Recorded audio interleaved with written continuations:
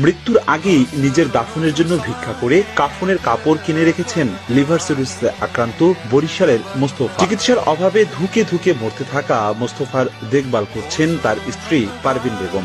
আর স্বামীর এই অন্তিম সময়ে ভালোবাসার এক অনন্য দৃষ্টান্ত স্থাপন করেছেন স্ত্রী।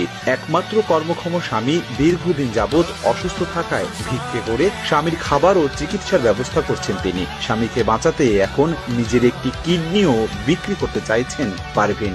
সে তো ঘুমায় না, আমিও ঘুমাইতে পারি না, এমন অস্থির হয়ে যায়, অনেক ব্যথা।